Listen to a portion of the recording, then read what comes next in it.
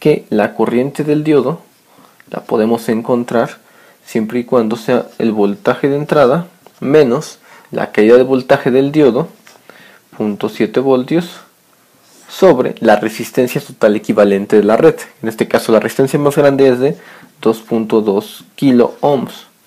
Entonces encuentro fácilmente la corriente del diodo, que vendría siendo 8 menos 0.7, me queda 7.3 entre 2.2 kilo ohms. Esto me da 3.31. Como es kilo, en este caso pasaría a ser miliamperios. Entonces tengo la corriente a través del diodo.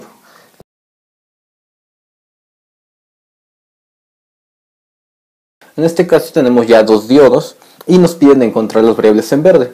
Y del diodo, la corriente que circula aquí, la corriente por la resistencia y el voltaje que marcaría entre este punto y la Tierra. En este caso el voltaje que aparece en la resistencia. Primero, cuando se trata de circuitos de diodos, conviene modelizar el circuito cuando el diodo conduce. De tal manera que cuando el diodo conduce, yo encontraría un circuito modelo siguiente. La fuente de 12 volts, esta esquematización electrónica me indica que va una fuente de más 12 volts, el positivo aquí, por eso acá aparece el más 12, por lo tanto la terminal positiva debe de ir a este punto. Después, como veo que es corriente directa, la corriente normalmente fluiría en este sentido. Y encontraría al diodo de silicio y al diodo de germanio conduciendo. Entonces eso los modelizaría como un interruptor cerrado y también al diodo de germanio. Cuando conducen tienen una pequeña caída de voltaje de 0.7 volt para silicio, 0.3 volts para germanio. Y después cerraríamos el circuito con una pequeña resistencia de 5.6 kilo ohms. Al aplicar la ley de corrientes, la ley de voltajes de Kirchhoff hacia la malla, podemos deducir la corriente por el diodo. Primero, si aplicamos corriente de ley de voltajes, tenemos que interpretar los signos alrededor de la malla. La fuente tiene signo menos y más. La caída de voltaje sobre cualquier elemento se modeliza empezando con más, saliendo con menos, empezando con más, saliendo con menos. Y después de la resistencia también empezando con más y saliendo con menos, tal como lo indica el diseño de arriba. Y ahora sí, aplicamos la ley de voltajes de Kirchhoff, me dice que la sumatoria de las caídas y las alzas de tensión deben de ser igual a 0. Primer alza de voltaje vale menos 12 voltios. Entonces sería menos 12 voltios. Segunda caída de voltaje vale, siempre tomo en cuenta los signos con los cuales empieza la caída de voltaje.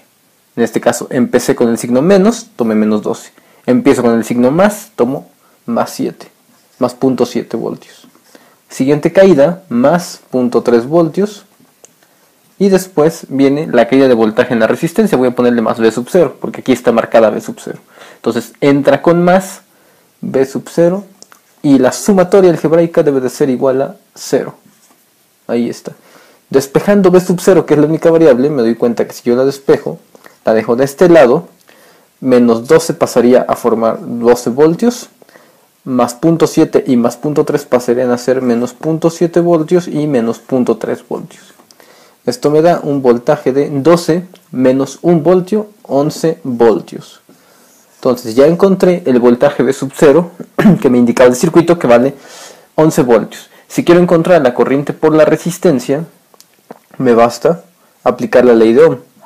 Sería el voltaje de la resistencia, que es V sub 0, sobre la resistencia misma.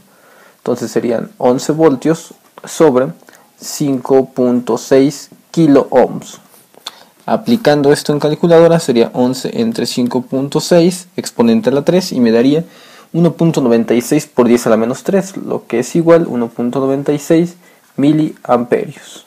Entonces ya tengo también la corriente que circula por la resistencia. Ahora, como se trata de un circuito en serie, como vemos aquí, el circuito en serie, este punto no cuenta porque está abierto, entonces no forma parte del circuito. Toda la corriente no puede dividirse aquí ni acá, simplemente fluye porque no puede haber corriente en este pequeño lazo. Aquí hay 0 de corriente. Entonces, la corriente circula en serie. Y la corriente en serie siempre es la misma, por lo tanto la ID de I del diodo debe de ser igual a la corriente de la resistencia, lo cual me entrega que una corriente del diodo o a través de los diodos va a ser la misma que la que fluye en todo el circuito, 1.96 miliamperios. Y tenemos las variables encontradas del circuito.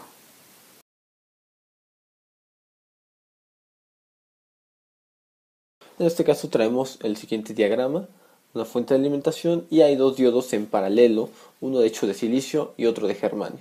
Se nos pide encontrar la tensión V sub 0 de salida en el punto donde está amarrada la resistencia con respecto a tierra. Lo primero que hay que hacer es pasar esto a un diagrama, como siempre, a un diagrama donde nos indique qué diodo está polarizado.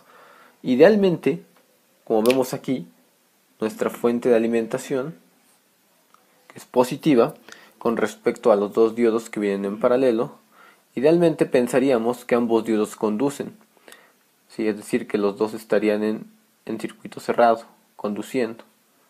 Pero recordemos que el germanio, cuando conduce, tiene punto 3 y el de silicio tiene punto 7 cuando están en estado de conducción, lo cual me arrojaría algo que no puede ser lógico, ya que en los circuitos es claro que los voltajes en paralelo, las caídas deben de ser las mismas, por lo tanto no puede ser así. Debo de razonar esto de otra manera. Y la manera es la siguiente. Recordemos que la fuente, hay un punto, hay un estado de la fuente, voy a poner aquí viene siendo básicamente el valor del voltaje, el voltaje por los diodos y aquí la corriente por los diodos. Debe de haber un punto exacto en donde, recordemos la curva del diodo, más o menos viene así, y luego viene el estado de conducción del diodo de silicio. El diodo de silicio se enciende a los 0.7 voltios, mientras que el de germanio se enciende a los 0.3 voltios. Entonces, de tal manera que va a pasar lo siguiente. Cuando la fuente se enciende, tiene que pasar de 0 a 12 voltios. En un instante, incluso imposible de medir, puede ser en el orden de los milisegundos, pero tiene que pasar de 0 a 12 voltios. Cuando pasa, va a pasar primero por punto 3 antes que punto 7. Y justo cuando esté pasando en punto 3, el diodo de germanio es el que se activa primero, sin dejar oportunidad a que se encienda el diodo de silicio. Es decir, justo cuando pasan los 0.3 voltios, se da la siguiente situación. 0.3 voltios, se enciende el diodo de germanio y rápidamente la corriente tiene que circular a través de él. Ya que circula, no da lugar a que los 0.7 le dé tiempo al diodo de silicio encender y por lo tanto el diodo de silicio se queda en circuito abierto. Entonces los 0.3 voltios se quedan en el diodo de germanio y la corriente circula de la siguiente manera. Circula de esta manera, pasando a través de los distintos elementos. El voltaje que me piden es en este punto, V sub 0, 12 voltios. Lo único que hago es emplear la ley de voltajes de Kirchhoff a través de los distintos elementos, las distintas caídas de voltaje. Empiezo por la fuente, sería menos 12 voltios, más la caída del diodo de germanio, 0.3 voltios, más voltaje V sub 0, que es el que nos piden sobre la última resistencia, igual a 0. Despejando el voltaje V sub 0 me doy cuenta que son 12 voltios menos 0.3 voltios. Y de esta manera encuentro rápidamente cuánta tensión cae sobre la resistencia, 11.7 voltios. Puedo también encontrar la corriente y después aplicar la ley de Ohm, es el mismo proceso, sin embargo es un proceso más sencillo. De esta manera razonamos que cuando se enciende el diodo de germanio, que es primero, 0.3, automáticamente la corriente encuentra un camino, y el camino es el diodo de germanio. Cuando toda la corriente pasa por ese lado, después cuando llega a 0.7 se puede encender el diodo de silicio, pero ya no se cierra, porque ya la corriente sigue un solo trayecto, sigue un camino. Entonces ya no es necesario cerrar el diodo de silicio en los 0.7. De esta manera razonamos circuitos paralelos con diferentes diodos.